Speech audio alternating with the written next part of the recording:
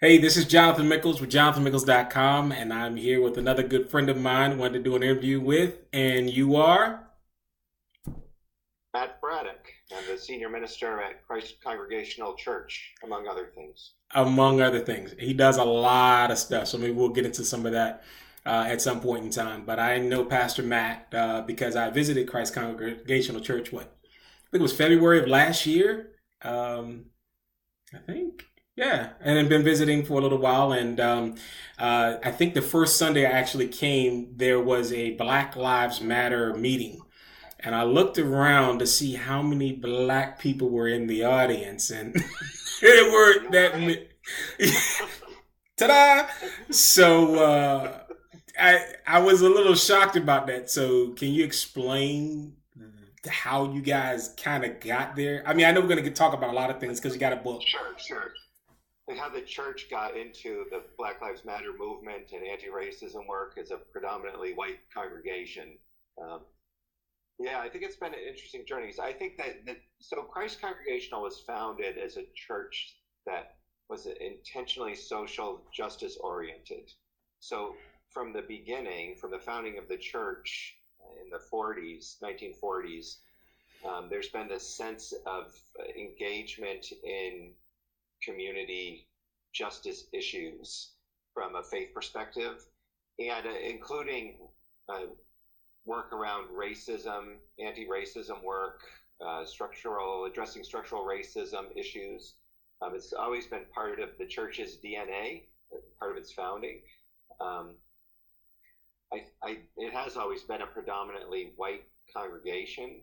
So I think it's really interesting because historically the church, where it sits geographically in Silver Spring, is in an area where there was severe real estate redlining Yeah. going on.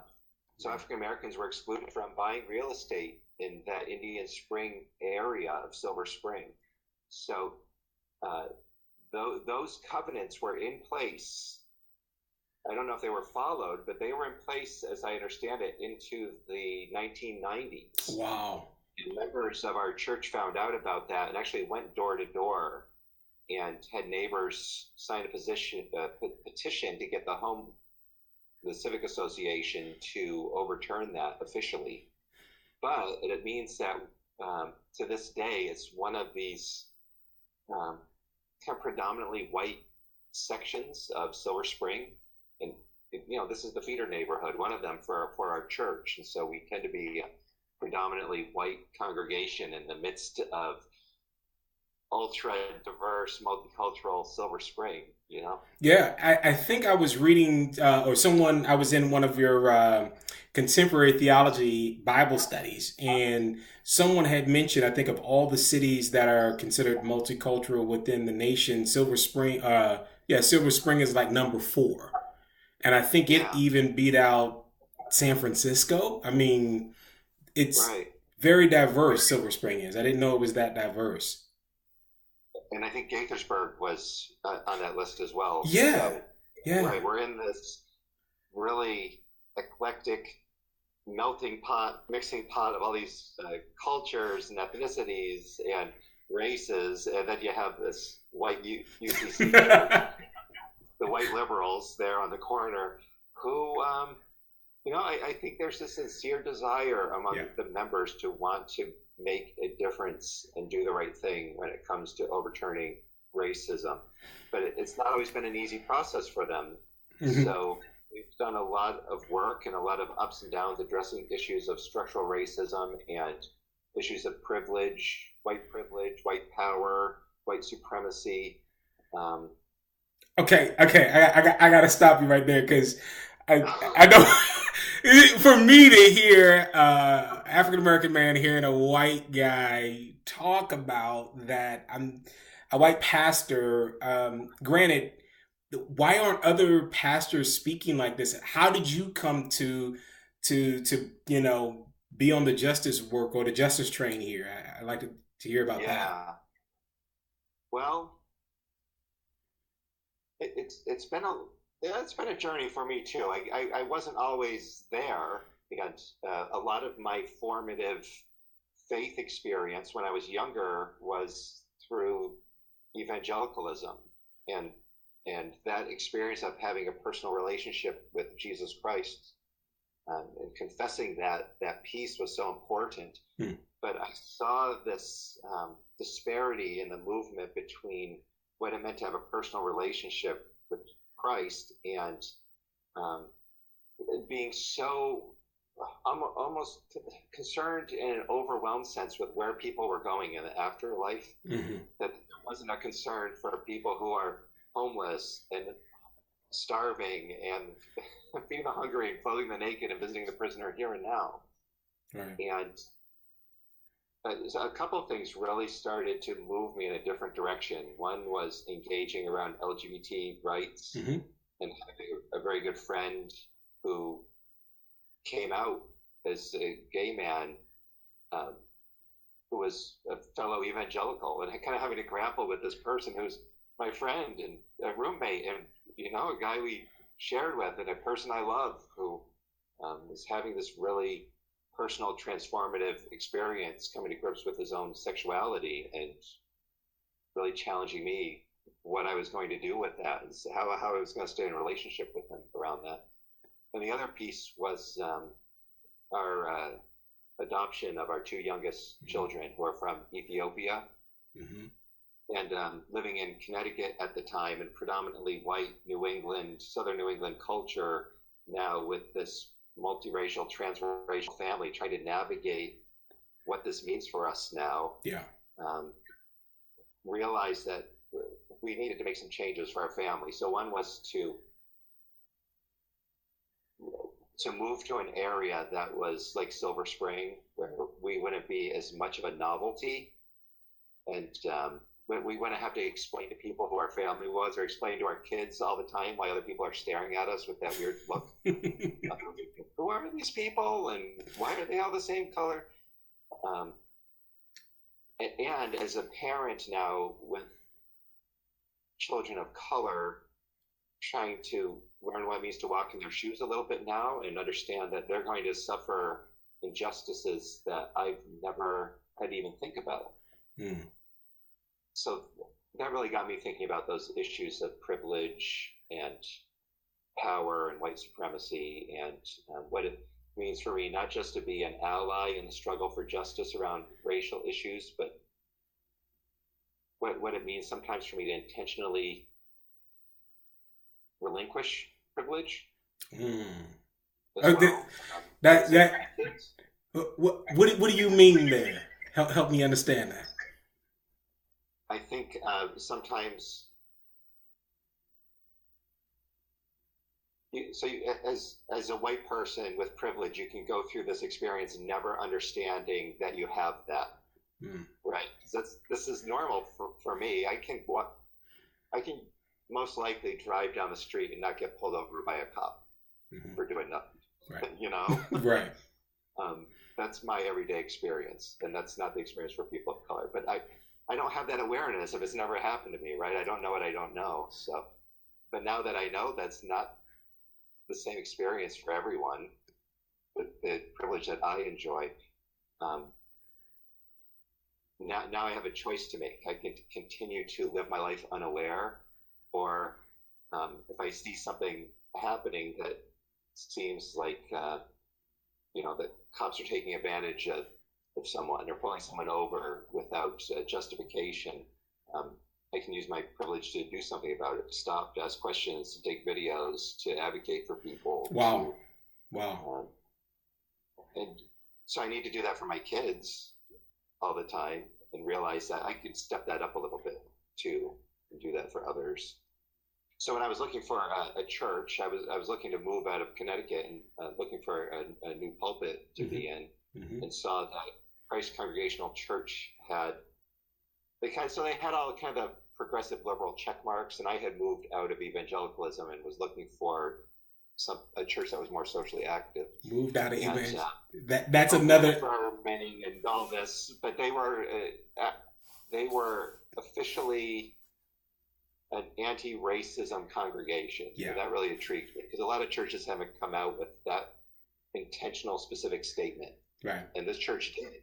And I thought, well, as a minister with this transracial family. Mm-hmm. This is pretty good for me right now. So. Well, that's good, and I will say you are doing something. The church is definitely. I found a place where you have people who are struggling.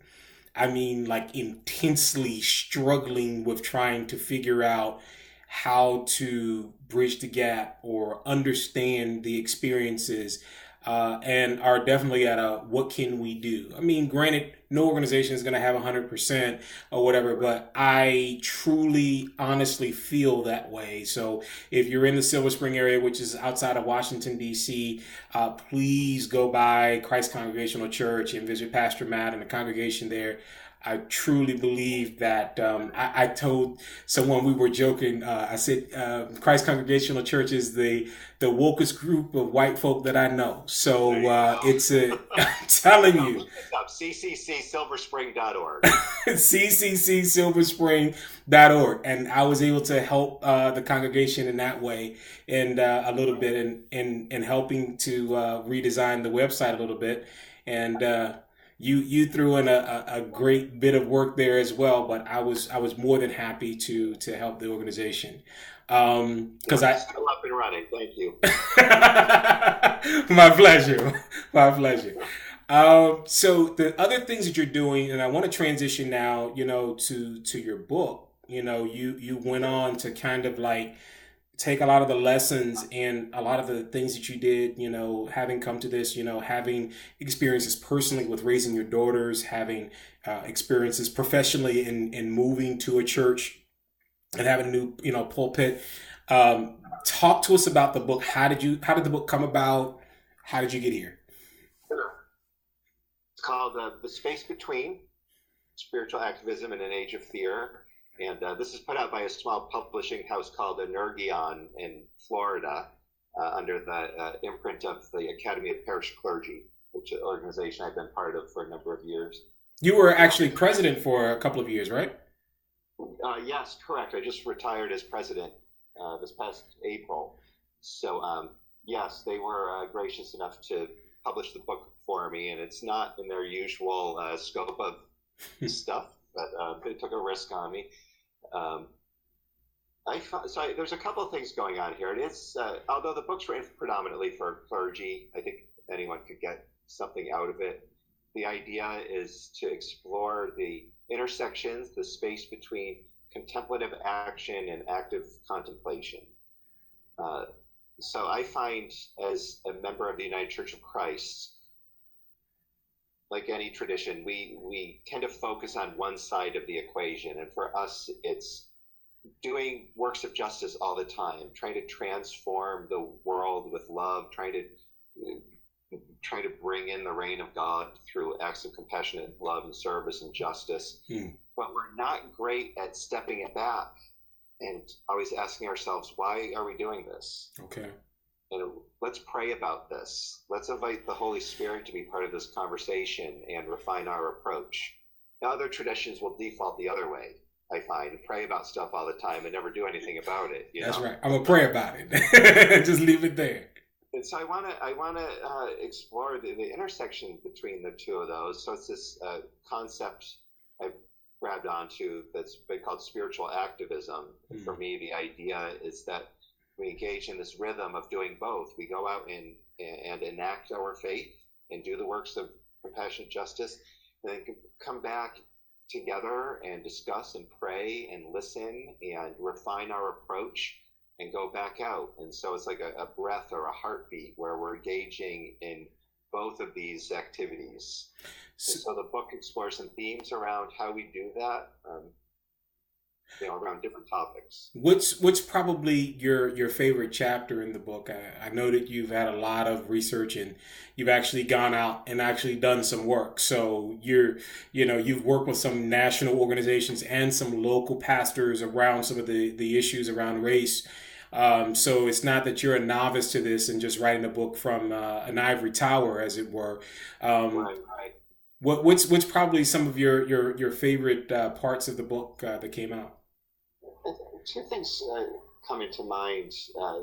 There's a section on like chapter 6, chapter 7 in the book. I start with talking about compassion as an act of resistance, which really came out of my reflections right after this past election with the current presidential administration.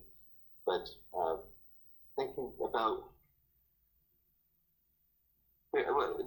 this idea of resistance has become so so popular now among liberal circles, at least, and there's almost a strident defiance to it. And in different rallies I've been to, it's interesting how I listen to like the ultra liberal fringe, like the anarchist wing of the party talking about resistance, but it has a sense of name calling and almost some violence to it. Okay. And it doesn't sit well with me. Okay. And so to think about compassion itself, nonviolence itself as resistance, going back to King and Gandhi and Tolstoy. Okay. But also following that, a chapter on a very Jewish idea of double justice, and thinking through this idea of a scripture in Deuteronomy where the book says justice and only justice shall you pursue, so that you may live and occupy the land that the Lord your God is giving you. Wow. Why is it, the rabbis wondered, why is it that the writer said justice twice? Justice, justice shall you pursue. Why wasn't once just good enough? And not to give away too much, but the idea is that there's a double justice going on. We not just offer justice to the oppressed, but to the oppressor as well. So kind of this idea of liberation theology that that oppressors are victims of the system as well. They get all the privileges of power, but they. Oh, that's good. That. So you got to get the book. How does one get the book? How can they get the book? How can they get the book? Sure. So it's available on Amazon.com. So there's a print softcover and Kindle edition on Amazon. So you can buy it there. You can also go to a Nerdgion, or you can go to my website, which is at spiritualactivismlife.com, and there's links to order the book there as well. Okay, so then I don't want to. I checked; it was $14.99. I'll put a link in the video, and also if you're looking at this from the blog post from there as well, to make sure that you're able to order the book. The two things. How do people get in contact with you? And I'll end with the last question. How do people get in contact with you? So that people can contact me through the webpage. There's a link to email me directly at spiritualactivismlife.com. So go to the bottom of the homepage and you'll see a form to fill out. And, people can contact me directly there via email. And I would highly recommend you to bring Pastor Matt out and his team to have a session. If your church is looking to do some things around spiritual activism, I highly recommend. I'm not just saying it because I wanted to do this video to get out the word, because I really believe in what he's doing and that struggle that he's in. Some churches are buying the book for their adult study groups. Like the one you mentioned, our church is doing it right now. Yep. Some other churches in the area have told me that they're going to kick it off in the fall. Yep. So I'll be going to visit them just in person to kind of introduce myself and some general themes in the book, and then they'll take it from there. So happy to do something like that with groups. And especially if you're in the Washington, D.C. area, please reach out to him. So I'm going to end with this last thing, because we could continue to talk, because there were a couple of things that you mentioned that maybe want to go down a rabbit hole, but I won't. What is it that you want people watching this video to know? What is the one thing about this topic you want them to know, given everything that's going on within our country and the divisions that are happening, not just in the black-white sphere, but, amongst other people of color and other nationalities? What is it that you want people to take away from this? I want people to know that faith and social activism and political activism are not mutually exclusive. Especially, I'm coming from the Christian faith, Christian spirituality. And my experience a lot of times is that people use Christianity as an excuse not to get engaged. Yeah. You got a proof text? Yeah. You got a proof text? I mean, because they don't want proof text. Remember, we come from the evangelical group, so. Right.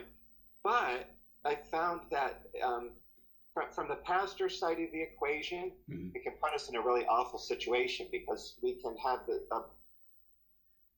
we can have this strong prophetic message that we feel we need to deliver, and we've all served in churches where we know that we're going to get slapped down afterwards. People will say, Pastor, I didn't come here for this. Right. I came here to escape all this stuff. I didn't come here to get politics. So tone it down. Slow your roll. But and I've experienced that. So it puts the minister in a weird spot, because you have a message, that we think is coming from the Spirit that needs to be delivered, and another message coming from the pew that says we don't want it. So what do you do with the tension, the space between that, especially if you're a professional clergy and your salary is being paid by voluntary donations from the pew, right? Right. How do you manage that? So I want not just ministers, but people, lay people in the pew, to know that these don't have to be mutually exclusive, and there are ways to be engaged around issues of social activism that not only don't have to, you don't have to abandon your faith, but your faith informs how you enact yourself in the public square. And at the very least, we can explore it together. Yeah, and we should. I think if I'm going to pull a proof text, if you're not going to pull one, I think about the children of Issachar and what's said of them, because the text says that they knew their times and they knew what Israel ought to do. So this is what's happening in our time. And I think it behooves the church leader, lay leader, the pastor, prophets, apostles, bishops, and everybody else to figure out what we need to say to help speak to this environment. Again, it's not just the oppressed, but the oppressor that's also being victimized in this situation. And I agree with you there. All right. Talking to county interfaith liaison. Okay. So this is a position in Montgomery County that reports directly to the county executive. Okay. And in this particular person's position, he's responsible for liaising with all the faith communities, and they're very involved in social activism work in the county right now, say especially because of our diversity, around issues of immigration. What's the name of this organization again? It's the Montgomery County Interfaith Coalition, or something like that. I forget the exact name, but Reverend Mansfield Casey Caseman is the person who's the liaison for this with the county.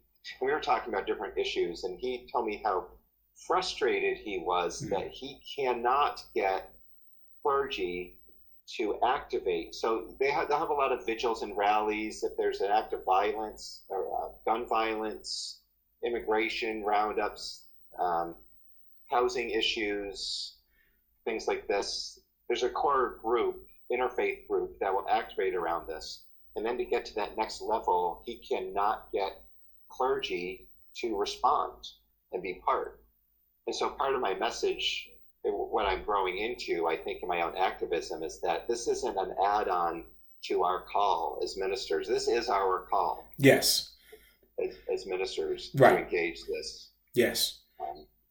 I think so. I'm not going to pull another proof text because, the people will probably argue me down. But I have thoroughly enjoyed this. I wholeheartedly support you. If there's anything else that I can do to help out, please let me know. And again, for all of you who are watching this, please take time, go out to Amazon.com or to his website to get the book and start something in your church and activate. And if you need some additional help, send him an email and just say, hey, we're going to do this. Or you have any other resources for us? I know that he's going to be creating some soon. He's got to, because this is an issue that doesn't seem like it's going away anytime soon. So again, thank you again for all your work, sir.